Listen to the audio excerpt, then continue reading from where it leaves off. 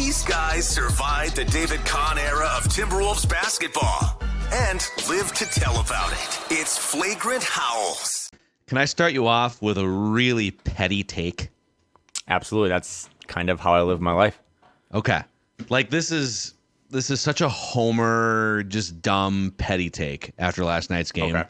A 127-113 loss to the 76ers. Oh, sorry about that. Joel Embiid just drew another foul.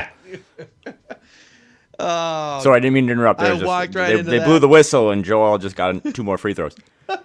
Well, it plays into my petty take. Okay. I hate watching Joel Embiid play basketball. Hate. And I sat on that word. Do I hate it? That's a strong word. Hate's a strong word. I can't stand watching that guy play basketball. He's great. He's unstoppable in so many ways. It also helps when you've got officials. Anytime you step within a 3-foot radius of his musk, you get blown for a foul. I can't stand watching the guy. I can't do it, Kyle. Last night was brutal. Just a loss, right? They wake up this morning 20-6, still 2.5 games up in the West. Second night of a back-to-back tonight at Target Center against the Lakers. No LeBron. That was just came out a half hour ago. But I don't know. I think people that are coming to tonight's game are paying to watch the best in the business. And if LeBron shows up or not, that's just icing on the cake. But they're coming to watch the best team in the league, and that's what the Timberwolves are. So last night, though, we've talked about this. I've lectured you a little bit. I feel a little bad. I've talked about in-game tweeting. I was close. I was really close to sending the, is Nikola Pekovic going to follow out tweet? What's going on? It was not really basketball. And the bummer is, and you hit it on the head, Philly's actually good. Philly's good. Joel Embiid is really good. It's just the free throw merchant, the hunting for these fouls, the flopping, the falling down that's just, really tough. And I don't really know how they police it. I think you were on it. I think you texted me this. The good thing is that the league doesn't reward that in the playoffs. So that's partly why Joel Embiid has not been a postseason player. And he's been injured and he has toughed it out. But that's not rewarded. But in the same vein, he's not the only one that does it, right? Luka does it. Harden on the resurgent Clippers does it. SGA Shai does Gilgeous-Alexander's biggest. So it's both a double-edged sword of they're not going to necessarily see that too much in the playoffs because, if they do, the refs won't reward it. But in the same vein, it's something they have to navigate because it just completely ruins their flow on defense. And then offensively, also, too, do you have anything else to say? Because I have a rant on it, but I just stole the thunder. So, how much do you not like watching them? You can talk the rest of the podcast. I said what I wanted to say, which is I hate watching Joel Embiid play basketball. I hate the way he's officiated. Boom. I'll see you guys at the end for Random Wolf of the Week. Go, I think that Kyle, the thing that drives me crazy is I'm pulling up last night's box score, and I come at this right. I've always said, I am a fan, but now I work in the big bad media, and I try to navigate both paths. I don't want to tell anyone what to do. I don't want to tell anyone how to cheer. I also don't want to be condescending. And I saw the entire timeline last night was just complaining about officiating and then Joel Embiid. I think there's 2 topics there because the Embiid stuff was really bad, but there was also an officiating just in general. There was that time where Mackey drove on Karl, ball goes out of bounds. They call it off on Karl. Karl's beside himself. He was great again last night. We should talk about that in terms of his energy or his personality. But then Finch was about ready to kill someone because he's I have to burn a challenge on a call that was so obvious. So he had to burn that. Then there was when Ant got the rebound on the baseline and Paul Reed kind of pushed him, but the ball went out on Ant, but there was a foul. But it's just there were so many bad whistles. My rant is that if you're the person that comes to the timeline and pushes your glasses up and is actually Philly got charged or whistled for more fouls in Minnesota, it's that kind of reminds me of when you go to Arizona or Vegas. And you're it's hot. And then the nerd is it's a dry heat. It's yeah, it's still hot. Shut up. There's still all these free throws given to Joel Embiid that just ruin the flow of the game. So great, Philly was called for more fouls in Minnesota, but that's box score hunting. That's not the context of the game. I think Grady brought this, or Jim Pete. Jim Pete was about to get suspended last night. Like, I love that. He was so mad. You could hear it in his voice. He wanted to basically fight Embiid, and I loved it. But they called a spade a spade. They said, this is terrible. But also, like, if you're Rudy, get your hands out of the cookie jar. If you're Karl, stop putting your hands out there. Like, you're not helping what is already a big problem. You need to, stop doing some of that stuff, because some of it was fouls for sure. But well, Jim Pete had the nugget, or one of the broadcasts had the nugget that the Sixers came in and they were 14th in fouls committed. That the Wolves actually commit. They're more. I'm sorry. That fouls called on them, they're 14th. The Wolves actually generate more foul calls, but that the Sixers lead the league in free throw shot. And that's the point. It's that when the Sixers, there's a disproportionate amount of shooting fouls called on the Sixers. And you know me, dude. Like we've now been friends and podcast mates for a year and a half, and in that order too. Yes. Well, I think we were podcast mates for a week, and then we became friends the next week, and now we're friends first and podcast mates second, which is great. But I hate coming on these shows and doing the blame the officials show. I hate it. And I think it's such a fan trope too to fall. And I saw Jace tweeting about this, and he was right last night too, that because you watch the home broadcast and it's like everything that you're watching and hearing is emphasizing how the local team is being affected by the fouls. And we do tend as fans to dismiss that, at the end of the day, over the course of time, and I do believe in this, over the course of time, most often fouls even out, but there are like Warriors and Lakers on one fringe and the Wolves are on the other fringe. So there is a big picture conversation. But last night was so egregious. Joel Embiid shot 18 free throws. And he's, without the free throws, by the way, if you take away the 17 for 18 from the line, I still think he scored 34 points on 25 shots, grabbed 12 rebounds. He was excellent because he can't miss from 18 feet. In fact, I kind of wish today we could sit here and say, wow, if they have to run into this team, which would be a great champagne problem to have in the middle of June, if they have to play this team in a 7-game series in the NBA Finals, how are you going to stop Embiid? But the conversation is just as much about how can you defend him in a legal way where it also doesn't look like you're fouling him? Because if he's going to shoot 18 free throws, you're going to get swept in a 7-game series. So I'm caught between. I hated everything about the way that game was officiated. I hate the way Joel Embiid plays basketball. I also feel like there's a fun, just sort of basketball chess match discussion about last night's game, in which I don't feel any red flags because Rudy Gobert had 2 fouls right away. The Wolves had to change their entire defensive strategy. The Wolves were +8 in the Towns minutes, +6 in the Gobert minutes, and until the very end, they were also plus in the Edwards minutes.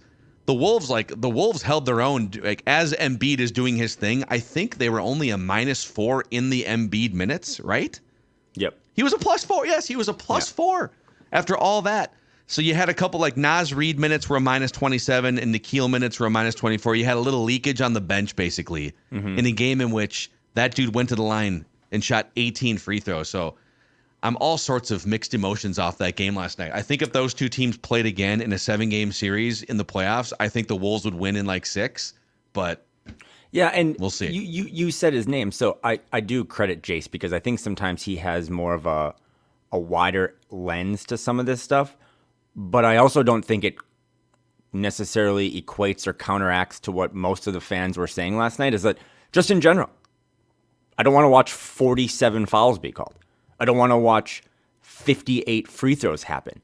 Joel Embiid was dominant, and he didn't miss from that mid-range kind of jumper from the free throw line, partly because he got 18 free practice shots from it without anyone guarding him. You know what I mean? Like, they couldn't, at that point when he got the ball in that kind of mid-post area on the free throw line, they no longer felt comfortable trying to guard him because they thought, I'm either going to step up and put my body into him, put my hands out there, try to play real defense, and he's going to flop and get 2 free throws, or I have to give him this opportunity to shoot from here. Go look at his, not box score, go look at his shot chart. They're just all a bunch of mid-range shots because no one felt comfortable guarding him. They tried Rudy, 2 early fouls. Finch did what he does after games and took a subtle shot at the officiating, and then they had to cycle through Karl, and Karl doesn't have the size. I thought Karl was really good again last night, but doesn't have the size. Then you go to Naz, and then you had to go to Kyle, and it's a bigger picture. I totally understand more than ever watching one team that, like, you can't watch all 30 teams. But it doesn't necessarily mean that the criticisms of what's happening to your team aren't real. It's just I'm watching it through this prism. Yeah, I'll go watch a Warriors game. They get a tough whistle. Go watch a Pacers game, whatever. But that doesn't take away from the fact that it's hot in Vegas in July. And last night it was hot in that arena with a whistle that just would not stop. And from a pure basketball standpoint, it was almost the antithesis of what we watched on Monday, where they kind of let them play. It got up and down. They allowed a little more physicality. But I can't watch Phil Embiid get those calls one after the other and then not be like, what about that Ant dunk attempt? Like, that was maybe the biggest foul of the game. Like, he misses the... And by the way, that would have not been the dunk of the year. That would have been the dunk of the century, because it does matter the personalities. You don't know who Ant dunked on in the past because those guys are out of the league or on the bench. If Ant does that on Joel Embiid, the reigning MVP, it would have broke the internet. And the only reason it didn't happen is because he was fouled and it wasn't called. And Embiid was trying to foul him, dude. Like at first he went up straight up and then he realized, oh no, this is happening. And so he brings his arms down and he fouls him. And that's like the last thing I'll say on it is I do have a fun Embiid stat for you. But the last thing I'll say in terms of my opinion on last night is you and I have sort of said they're going to lose, even if they're the number one seed at the end of the day in the Western Conference, they're going to lose 20 to 30 times this season, right? Like, or 20, 25, 30. We'll see. That might be the last one. And we welcome breaking down sort of let's poke holes in this thing. You know, it's amazing to say that the Wolves are so good that we're like looking for reasons to poke holes in them. And I was looking forward to a tough, hard-fought game. Maybe they come up short, and we can talk about, boy, what does this look like? But it's almost like you almost just throw this game away for the way that it went down. The way that like, literally all three of your big men had 2 fouls in the first quarter last night, right? So there's 2 minutes left in the first quarter, and Jim Pete's like, "What are they gonna? Are they gonna bring in Luka? We're gonna get a Garza game early here, a Cigarza game. Last night was a Cigarza game, but on the Cigarza game, the but wrong side for the wrong type of celebration. You know what? You said this earlier in mixed emotions, and I kind of feel the same. It's such a different feeling after that game and that performance. I mean, they're still in it, right? I think it was 10 points with 2 minutes and change left, but Finch probably saw the writing on the wall that my guys are not going to continuously be able to try to push this rock uphill against 8 people, not 5, because the officiating was, in my mind, so lopsided. But I thought there were things to poke holes in. And Dane highlighted some of this on Twitter today, but just in the moment last night, too, you're watching, like, Karl took 2 threes in a game that he should have taken 8, because that helps. I mean, they either have a smaller guy on him and Tobias Harris, or they have Embiid on him. You want to pull Embiid away from the basket. Karl should be chucking 8 of those things up. The bench, this is going to be a reoccurring theme where every time the bench is good, we're going to be like deepest team in the league. I've done that and been guilty of it. And when they're not good, you're like, holy bleep, they have to make a trade before the deadline, because they put Kyle in last night as break glass in case of emergency. His defense has been, in my opinion, really, really, really good this season. But his offense has damn near fallen off a cliff. Like, he missed bunny after bunny last night. And if Kyle's not going to score or at least be a threat, I really start to wonder, those are the guys that just get absolutely cooked in the playoffs, like that are unplayable if you can't go both ways in the playoffs. So I'm not saying trade Kyle Anderson, but yeah, Nas gave you 10 points last night. He was a minus 27. Nikhil gave you 4 points. He was a minus 24. He tried Shake Milton again last night. He thought, Finch did. Maybe the tribute video would get him going. Did not. They still, and I've seen mixed emotions in this in like the comments section and stuff. This team lacks offense. That's okay to admit. Yes, Karl is great, and yes, Ant is great. And last night, Jaden had a career high in the first half. Kind of simmered in the second, but they don't have a consistent score, and Nas falls into that sometimes. He's not always going to be consistently giving you 18, 20 points. So it's something to look at. Their offense still gets stagnant. They struggle to score. And at some point, even though I love this defense and this grind them out mentality, they give up 37 points in the fourth last night. That's not like them. That's not the lean on them until they break. The Wolves broke. So bad officiating, stop blowing the whistle, but also find ways to get easier buckets that aren't all hero isolation, long threes, step back, Dirk Nowitzki twos. Like, get easy buckets, because that's what Philly did last night. They executed in the fourth. got a little help, but that's how they won the game. I want to have another Karl conversation too, because I thought last night largely he was composed, he was efficient, he really is playing some of the best basketball I think of his career over the last like month and change. But just one quick fun Joel Embiid nugget for you. If we can just appreciate the work that he actually did do on the court, and it is, Tim Duncan was a boring player, methodical but efficient and great, and he would just hit those little bank shots from 15 feet, the big fundamental, right? Embiid has a lot of that to him. He just sits out there, top of the key, basically from like the elbow to the elbow, extended out 18 feet. He is automatic. And I was like, man, that guy shoots just even watching this game, like, and watching other games, I would say he probably shoots about as well from that range as some of the best 3-point shooters shoot from three, right? So I went and looked it up. Have you ever looked up like exactly his percentages from long two? No, but I would love to hear It's insane. He's shooting 54% from long two. From like 20 feet, he's shooting 54%. He's shooting 53% from 10 to 16 feet. JJ Barea's last year as a Timberwolf, just to put this into context, one of my least favorite Timberwolves, by the way. Guy drove me nuts, but he was a feisty guy, energy guy. JJ Barea shot 50% from point blank range, from the rim. Like when he would go in for a layup, he'd always go up for that little scoop layup, and then inevitably one of the trees would swat it into the third row, or he'd reject himself on the underside of the rim or something. Right? So Barea shot 50% from point blank range his last year as a Wolf. Embiid is shooting 5 percentage points higher from long 2-point range. He is one of the greatest long 2-point shooters in the history of the NBA, percentage-wise. It is insane how good he is at that shot.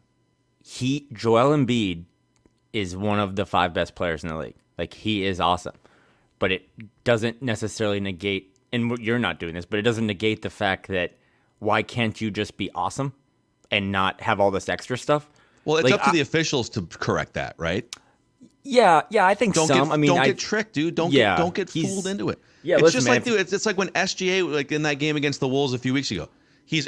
Chris Paul has been famous for this. It's the come off a screen and act like you got shot in the shoulder by a sniper, and the officials fall for it. Like, dude, you're a professional referee in the NBA for 15 years. Why are you falling for that trope? And the same as Embiid's not the first big man to ever flop and flail. And, what's funny is, and I've never defended Karl for this. Karl does a lot of the same stuff and never gets those same calls. It's the differentiation between the way those guys are officiated. There was a missed charge call. I mean, there was just a lot of The thing with Embiid that really gets me is that, and this, I'm not comparing them specifically, but there is just a lot of Shaq in his game. What you just said about long twos in his mid-range, that's not something Shaq ever had. But Joel Embiid, because I remember I covered a Sixers game last year in Minnesota, he is, Karl's big, and Rudy Gobert is big. Joel Embiid's just massive. He's just so much bigger, so it is hard to guard him. The Embiid thing that I always circle back to is I struggle with being the most dominant player in the league, like a Shaq was, but also having, the flop ability or the reflexes of a 5'10" guard. Shaq never did any of that stuff. It was just constantly abuse physicality.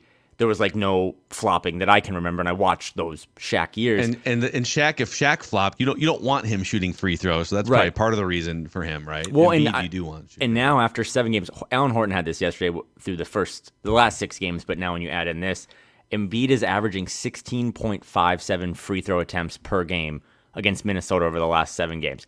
So that is, if you want to go not glass half full, but if I'm Finch, I'm sure they were well aware of it, and I'm sure they schemed for it. And hey, we got to stop this.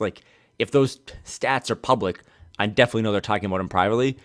But there's also just a little bit of the league needs to clean it up. I don't know why they allow that stuff in the regular season, because it masks what was a good performance. He is probably the leader again for MVP right now through 5% of the season. It broke the Wolves. They didn't have any way to respond. It messed them up early. But that's probably the learning lesson. That's probably the thing they talk about today at shoot around or moving forward, is that this is one of those situations. It's not always going to be like the Miami Heat game where we can do what we want to do to come back, claw back, and win a game. You're going to have this, the deck stacked against you at times. That happened last night. And how do we overcome that? They don't know how to do that yet. It does tie a lot into their offense, but it was not fun, and I look forward to watching. Well, I would say I look forward to watching tonight's game, but the Lakers get a pretty good whistle too, so maybe I'll look forward to watching the game on Saturday. Yeah, well, no LeBron, and he obviously gets the best. He'll probably still whistle get 8 free throws, though, it's somehow. Just come on in here. He limps out there with his ankle injury. On Karl here for a second. So I was at the Boston home game where they beat a really good Celtics team. I don't think Derek White was playing in that game, so they did. No, he did not. So it wasn't a fully stocked Celtics team, but it was one of the more exciting wins of the season. And that's a point in the season, too. It was the 6th game of the year. The Wolves they just beat Denver a couple nights earlier, and they're trying to prove themselves. And that, I'll never forget sitting there. That night, it was a celebration among the fans. It was a celebration among almost every player on the team. The Wolves at one point had double-digit leads, and the only guy that was going against the current of the vibe in that arena was Karl. And that night, Karl went for 7 points and a combination of 13 fouls and turnovers. And he was sullen and he was complaining, and it looked like his teammates had kind of figured it out. We beat Boston, we beat the Nuggets, and Karl was still trying to figure out his role in this thing. He was frustrated, and we talked about it on the podcast. And that was kind of the peak of, boy, maybe Karl just isn't the fit here. Maybe you do have to just trade him and move on and just try and find some other assets. Since that game, he's played 20 games since November 6th, 2023.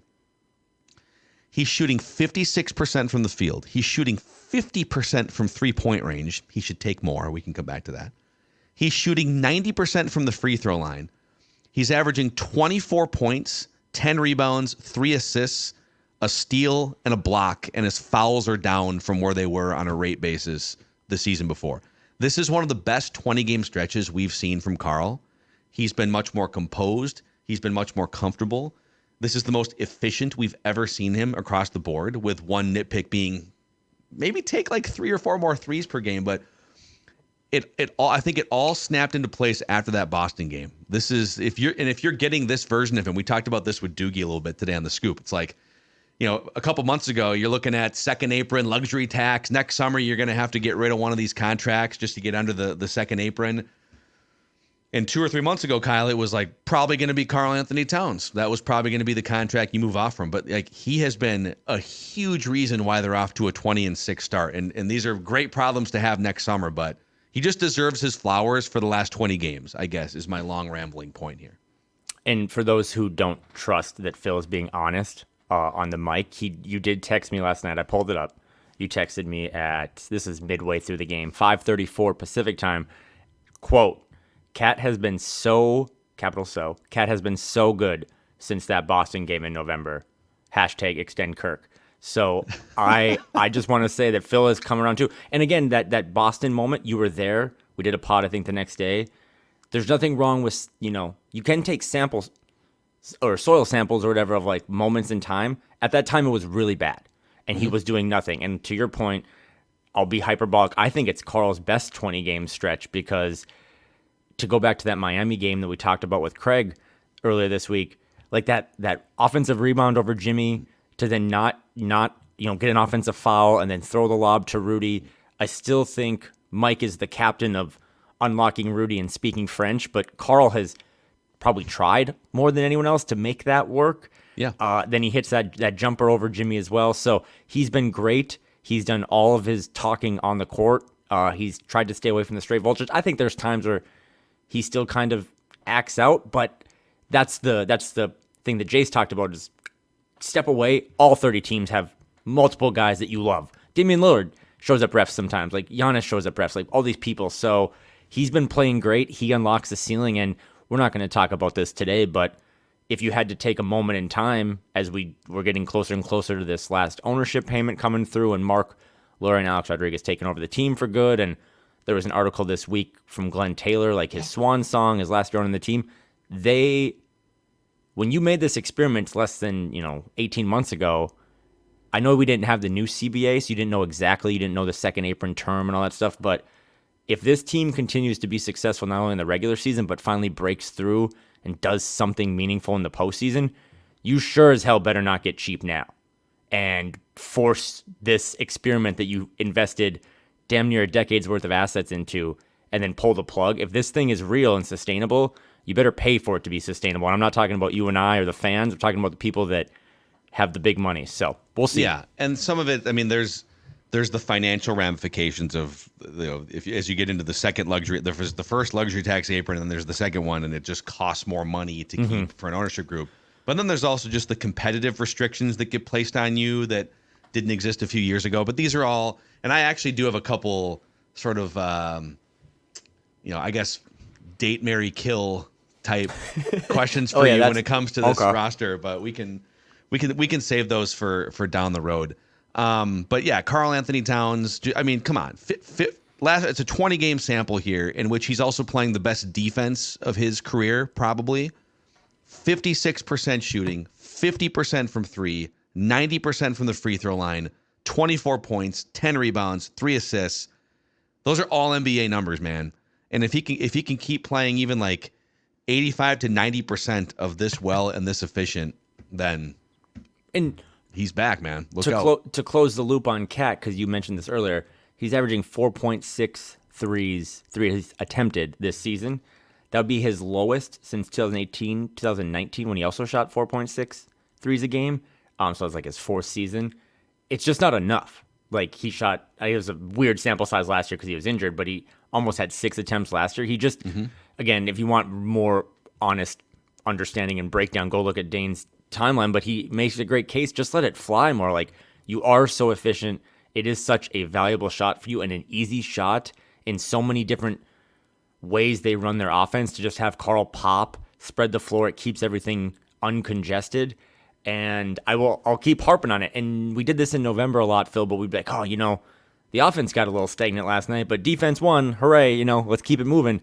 Yeah. Last night was one of those nights where the offense didn't help them at all. And then if the defense wasn't there, again, 37 in the fourth for Philly, that is an issue. We are covering over at 20-6 that this team is not extremely well run offensively, and it's way too hard for them. And the easiest person to get a bucket, in my opinion, Ant said it the other night too, it's so easy for Karl to get to his spots and get his shots. It's way harder for me. Well, if that's true and you mean that, then Karl's got to let it fly more. Yeah. Hey, before we jump into a couple other topics here and a random Wolf of the week, just looking at the Wolves schedule here, places that you can go and grab a pregame or a postgame beer before this Lakers game here. You got Dallas next Thursday, Lakers again. So 3 home games in the next week and a half while most of you are off from work. Oh, how about Modest?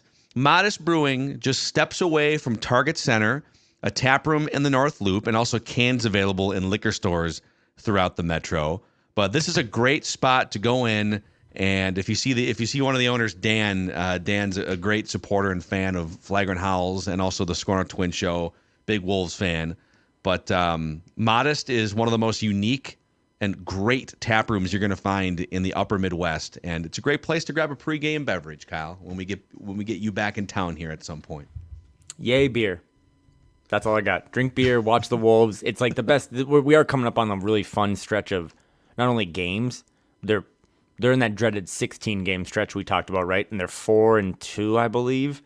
Right now, I think it started off with that Memphis game. So maybe I'm including Memphis. I think they're 3-2. 3-2. Okay, I included Memphis. So they're 3-2, and all we wanted them to do was try to literally survive, go 8-8. They're on that path, but just a lot of fun basketball games coming up. I know everyone's work schedules are maybe a little more relaxed.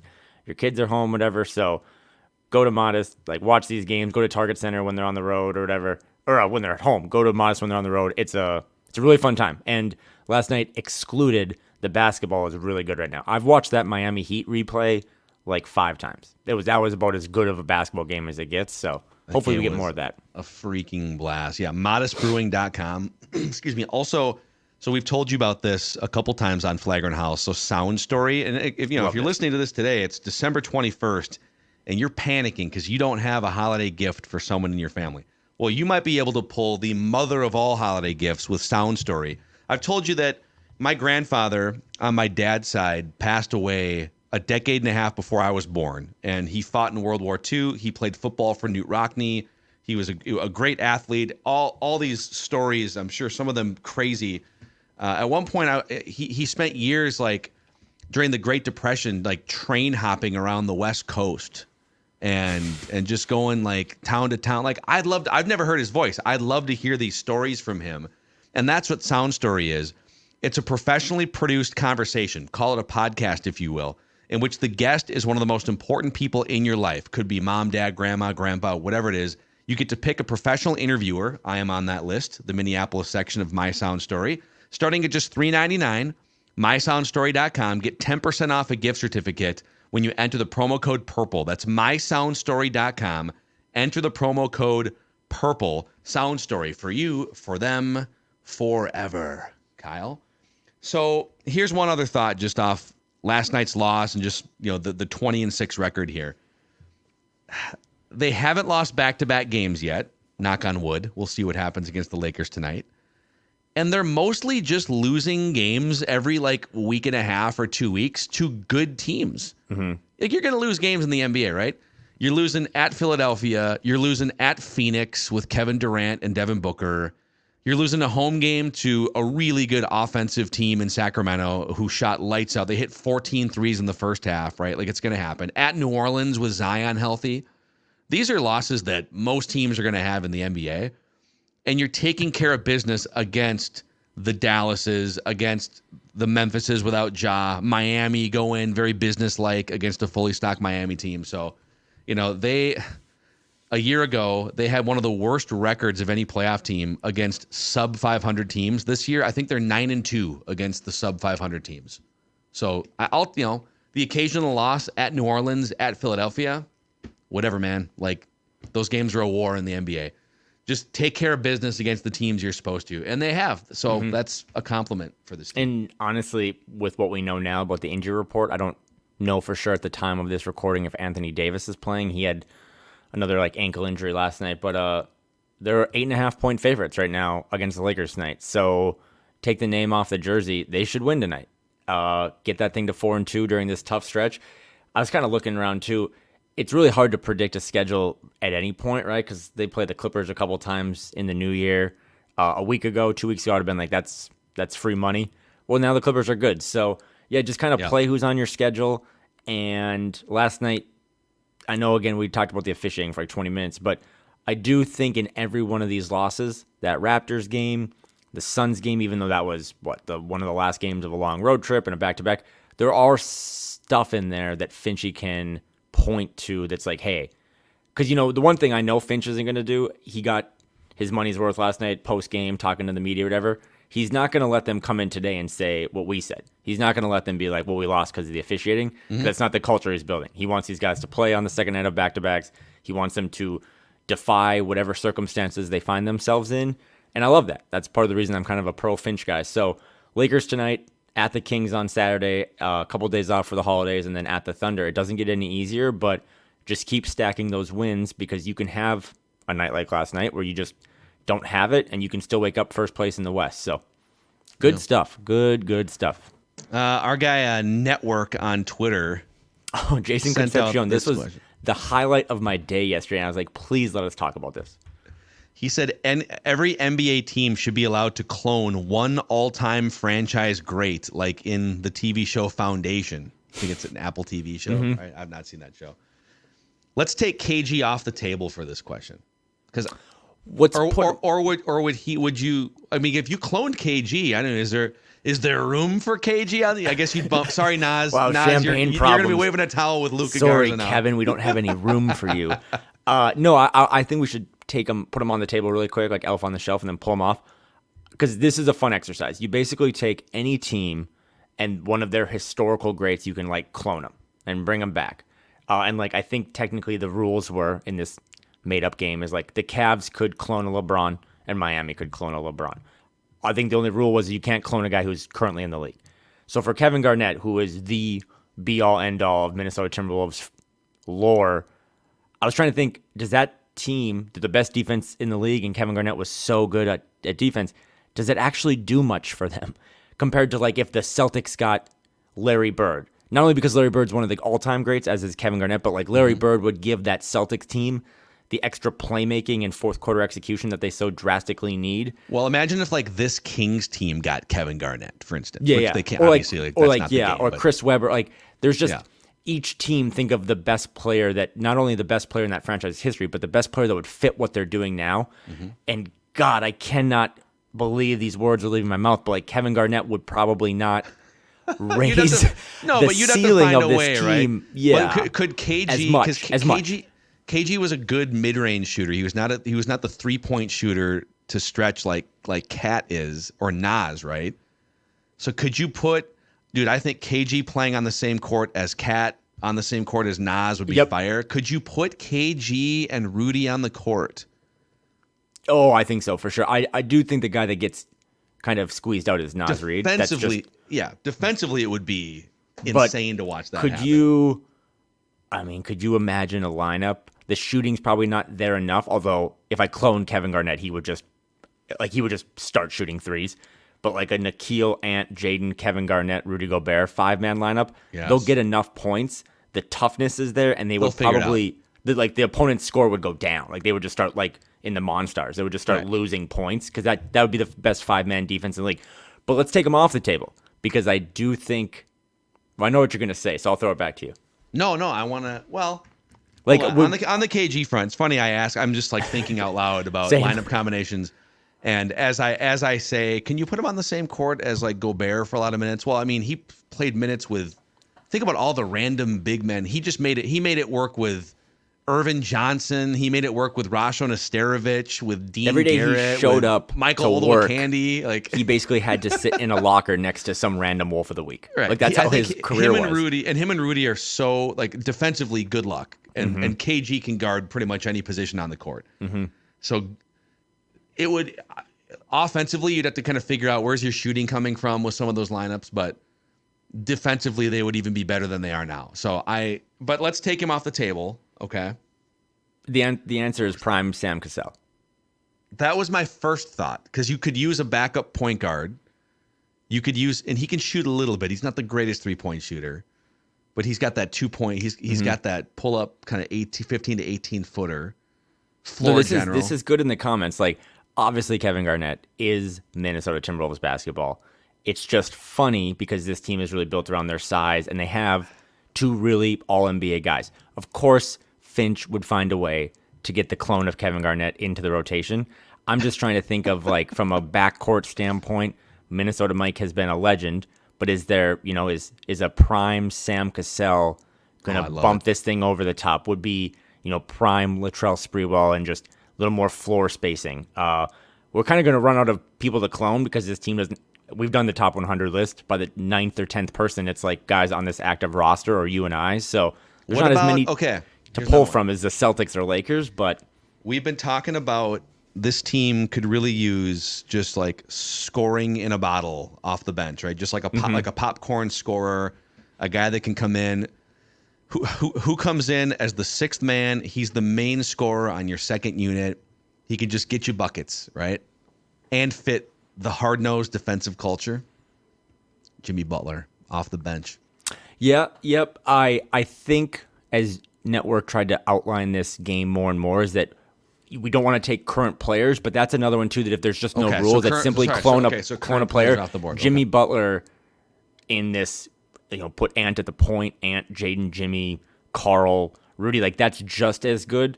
But I am curious. I read the comments all the time on YouTube, whether that's good or bad. But if you're listening to this on YouTube or you're listening to this anywhere, hop on YouTube and put it in the comments if we're missing people. Because like I saw Ross said, Wally Zerbiak, prime Wally Zerbiak, he would be. He can shoot. That shooting that not a good defensive player, but he can. But maybe it gets covered up by Rudy and Jaden. Guy. Yeah. So I still lean Sam Cassell. I know I've been pretty vocal about is Mike Conley the best point guard in Timberwolves history, and you've been right to call me out and be like, no, it's still. Do you remember how good Sam Cassell was during that Western Conference Finals run? I probably don't. So he would be perfect on this team. Maybe he's the backup. Maybe he's the starter, whatever. But a Conley Cassell 48 minutes of that point guard and that ability to not only make shots and defend and navigate screens, but also just keep everyone else in check and be adults out there and have big balls, that would be awesome. What about Michael Beasley? Hear me out. Yeah. What about prime Darko? Didn't Darko, he didn't have like money in a bank. He just kept his money in cash under a mattress. I'm pretty sure that came out at some point. That sounds about right. I think Nikola let me Pekovic Google. also did that, but that money was from different sources. It probably wasn't from the Wolves. It was probably Darko from the Milicic cartel. money mattress. Don't think you ever thought you'd Google that. This is from Yahoo Sports 2012. Darko Milicic doesn't need your fancy banks to keep his money in. One of his former teammates was interviewed and said it's nearly impossible to explain the weirdness that is Darko, but he told me one time he did not keep his money in a bank, nor did he invest in stocks or bonds. He says, I just keep it, he told me, and then turned away. Looking back, I should have asked a follow-up question. I don't know if I believe him, but he was making over $6 million. Where do you keep your money? Do you keep it in a bank? No, I just keep it. Okay. You Sounds good. You've covered pro teams way longer and way better than I have. But I know we kind of hit on this with Craig on Monday, which, by the way, that was one of our like most viewed YouTube videos or whatever. The Craig Kilborn, when the Wolves are good, is elite. So go check that out if you already haven't. Craig was awesome on basketball as well as like being a celebrity and stuff. And I don't have any desire to talk about the Ant thing or the personal life stuff, but it does remind me of some stories I've heard that these kids, young adults, 21, 22, 24, 26, whatever, they get all this money, and you would think that all of them just have, Berkshire Hathaway like level of strategy. And it's like some of them just put the money under the mattress. Like some of them just cash the checks, man, and just throw it in brown paper bags in their apartment or their condo. Like not everyone is a money mogul yet. And that's why you see some of the 30 for 30s you've seen. And Darko makes me think of that because I've heard of other guys that are just there was Naz Reid did a pod this week when he was a rookie. You'll love this. Naz and Jalen Noel were out on the road, one road trip with James Johnson. Notable black belt, tough guy, just re-signed with the Pacers. And they went shopping, and Naz was like, I'm undrafted. Like, I'm probably going to go drop like $1,000 and get some stuff. And they go shopping, and they pull out like credit cards or cash. And James Johnson was like, what are you doing? He's like, you never pull out money around me. And James Johnson just treated those two guys to like, I don't know, $10,000, $20,000 worth of stuff on a random Saturday in Dallas. And it's like, yeah, that sounds like NBA culture. Yeah, no, it's always, I hear stories on the football side too, and it makes me, they laugh at it and stuff, but it makes me feel bad for some of the younger players. Like in the NBA, most players who are coming in are making seven figures. There are some second round guys, but like Anthony Edwards as a number one overall pick, like his salary the first year was $8 million or something. There's NFL guys that come in, they're on a practice squad, maybe they make like a couple $100,000, which is like, that's great. But for an NFL player, and they'll get stuck at dinner with like the offensive lineman bill for, $20,000, and it's like 10% of their practice squad check or something. And it is very difficult, I totally get this, for fans, average, solid household incomes to relate to that stuff. Be like, well, what do you mean? Like, Nas was second year still making $200,000, and it's like, yeah, but imagine being his at dinner teammates are with, going to every nice restaurant in every city. Imagine if you're at dinner with someone who makes $212,000 a game, right? Yeah. Like that's.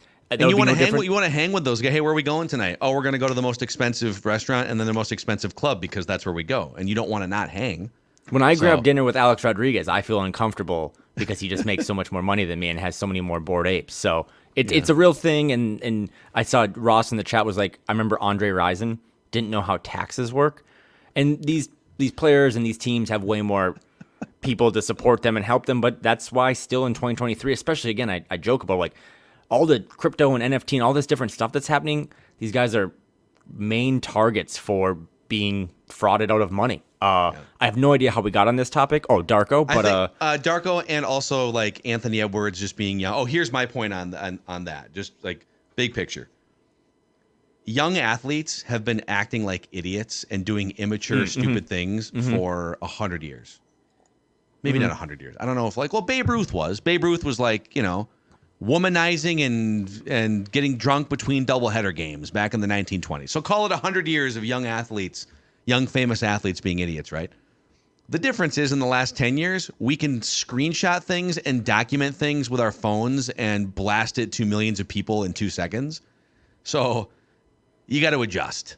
You can't send text message. You just be a nice person in general, but you also have to really think about what DMs am I sending? What text messages? Like, could what I'm saying be screenshotted and put out for the world to see? So it's just it's a different level of thinking now compared to the last 90 or 100 years. And you and I and Ross and a lot of the listeners, we've been around for what is a pretty magical timeline, right? Because Michael Jordan, who is my GOAT, didn't really have to deal with that stuff.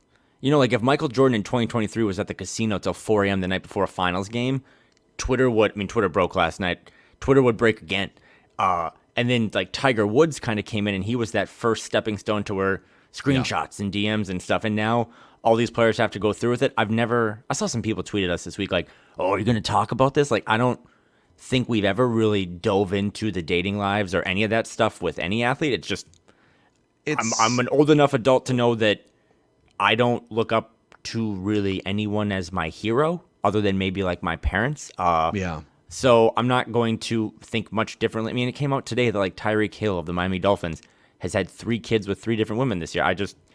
Maybe it says something about me, but I just kind of watch them play football and then I pull back. I don't, subscribe to having to be my life mentor. Do you remember on Hard Knocks was one of the Cromarties was on Hard Knocks with the Jets like 14 years ago? Yeah. And they were trying to see if he could name all like 12 of his kids. Mm-hmm. And there was just a segment of him being like, we got, Darius, he's one of my kids. And then he's like, it's like, man. And they're kind of making a joke out of it, but. He sounded like a drunk Santa trying to name all the reindeers. Like, Prancer. Vixen? No, that was one of my girlfriends. And also, too, look at us. I don't think Phil and I, we do well and we have fun. I don't think I'm the one that should comment on making $30 million a year and what I have to go through on. There's not a lot of people in my DMs. Let's just put it that way. It's my wife and my friends, and they're usually sending me corgi videos. So I don't have to deal with what Ant deals with. So I hope he continues to make better decisions. It's part of the growing process. We saw literally a kid show up in Minneapolis at 18, and now he's becoming a young adult. He calls it home. I thought Finch handled it really well, too, where he's like, it doesn't represent us as an organization, and we'll continue to have those talks. So that's enough of that. But, just be smart and have a happy holidays.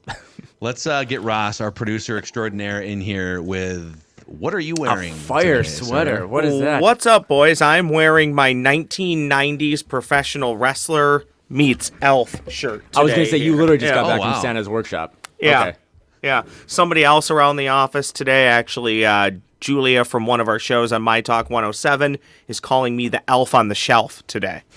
So I see now there's a bunch of memes going around now. Like, you've heard of elf on a shelf.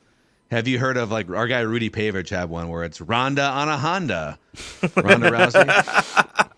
I would like to, just because you said the W word, people are never going to listen to this pod, but I would like to do a 45-minute Flagrant Howls that we start by saying, hey, the Minnesota Timberwolves are 42-15, and then we just talk about wrestling.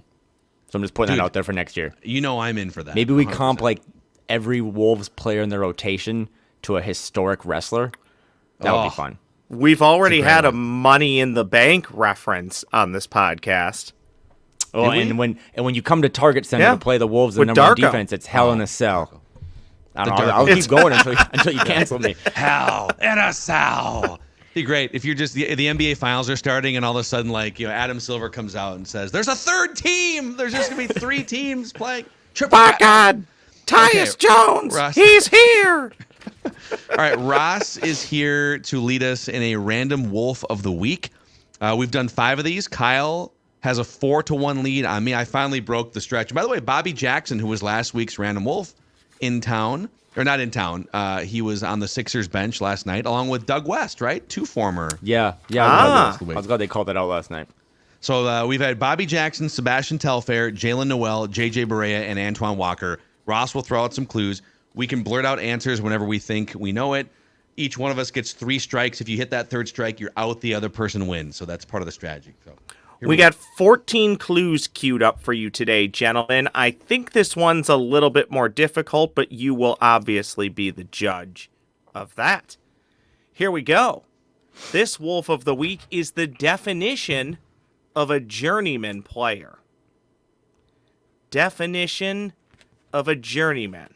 Also, because you said this last night, Michael Grady described Patrick Beverley as a journeyman, and I thought that was perfect. Just going to leave that there.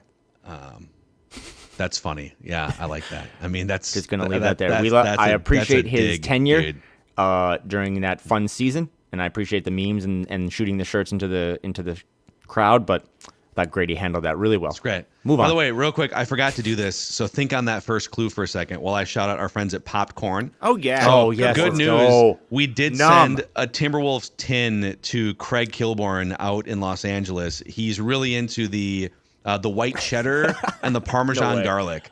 So our friends at Popped Corn are making that tin happen. But you can customize your flavor selections. They've got 80 different flavors of small batch popcorn at Popped Corn. It's gift giving season. So Southwest hot wing, barbecue chipotle, mac and cheese, spicy dill pickle, which we had in the office there. That was fantastic.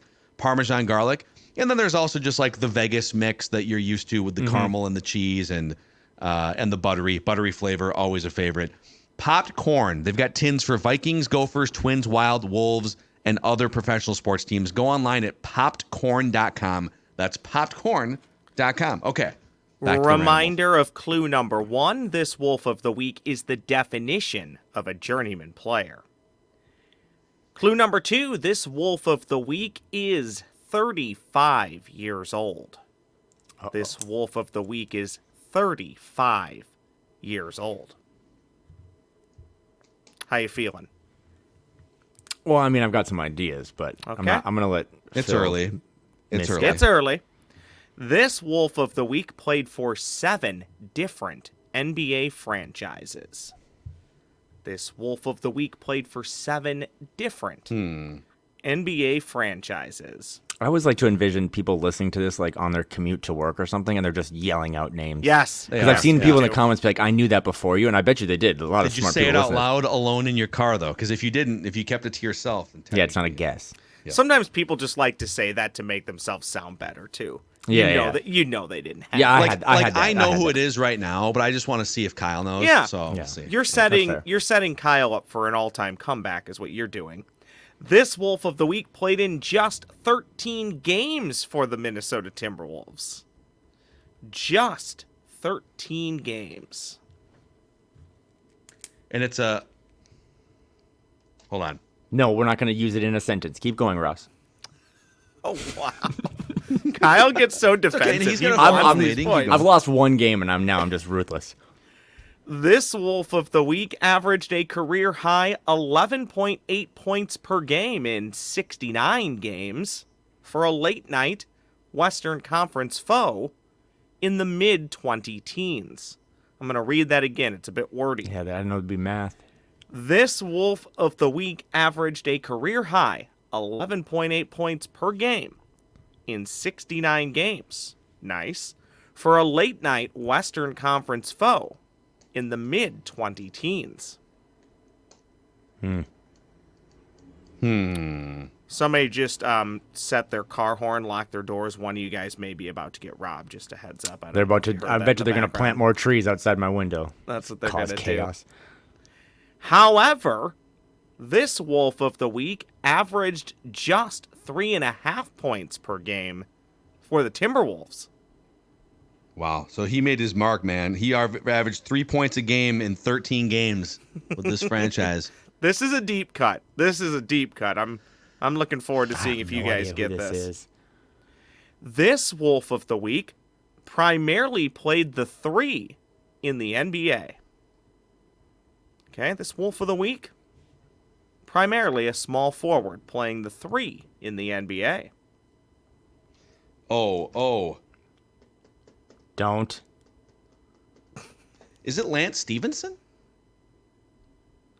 It is not Lance Stevenson. Oh, that was on. I wrote that down. Good. I thought you were gonna go with mine, but I don't know if he actually played for the Wolves. Okay. Okay. I think this is where it's going to start to turn a little bit. Because Lance did actually play for the Wolves a few years ago. Yeah. Now he's with Iowa. Mm-hmm. Okay. This Wolf of the Week was a mid to late first round pick in the 2009 NBA draft. I will tell you, it was post 20. I know everybody gets a little weird about what is middle, what is late.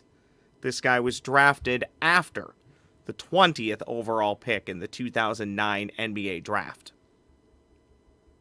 Put your phones down if you're in your car. I know that. Oh my gosh. You're looking up basketball reference. Don't do it. The look on Phil's face right now. This Wolf of the Week signed with the Timberwolves in March of 2017. Oh, that's a dark period of Again. Well, no, oh no. Wow. This No. Wolf of the Week signed with the Timberwolves in March of 2017. Oh, I love this one. Dude, this is oh no. This Wolf of the Week has not seen an NBA floor since the 2018-2019 season.